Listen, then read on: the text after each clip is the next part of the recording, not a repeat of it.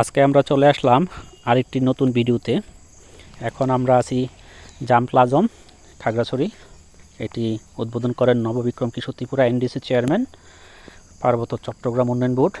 এই পাশে রাস্তাটি হলো মাটিরাঙ্গা, আর এই পাশে হলো আপনার খাগড়াছড়ি সদরে যাওয়ার। এটি রিসিং ঝর্ণার আগে। এই যে দেখেন, আমরা এই গেট হয়ে এখন ভিতরের দিকে প্রবেশ করব। আপনাদেরকে দেখাবো এই প্লাজম সেন্টারে কি আছে। যারা দূর দূরান্ত থেকে আসেন এখানে অবশ্যই আসবেন, ঘুরে যাবেন। এখানে যারা গ্রামে মানুষ আছে ওরা এই বাঁশ সংগ্রহ করেছে বাজারজাত করার জন্য। খাগড়াছড়ি এবং পার্বত্য অঞ্চলে গাছ এবং বাঁশের ভালো ব্যবসা হয়। দেখেন, আমরা সামনের দিকে যাচ্ছি। এই শুরুতে দেখতে পাচ্ছি দুটি ঘর। এই যে দেখেন, এই রাস্তার এই পাশে এগুলো তাদের অফিস ঘর। আমরা আর একটু সামনের দিকে যাচ্ছি।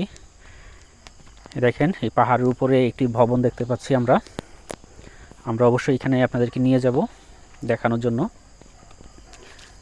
এটা হলো, দেখেন পাহাড় এবং প্রকৃতি কত সুন্দর। আমি এখন এই ভবনটির দিকে যাচ্ছি। এগুলা সম্ভবত গেস্ট হাউস হবে। আমি আরেকটু কাছাকাছি যাচ্ছি আপনাদেরকে দেখানোর জন্য।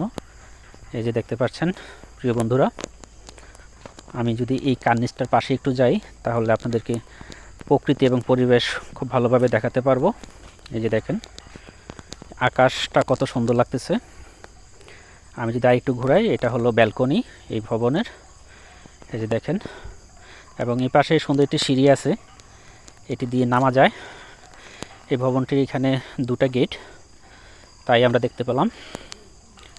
এবং এই যে দেখেন, আমি যদি এই ব্যালকনি এদিকে যাই আপনাদেরকে আরেকটু দেখাতে পারবো এখানে বিষয়টা।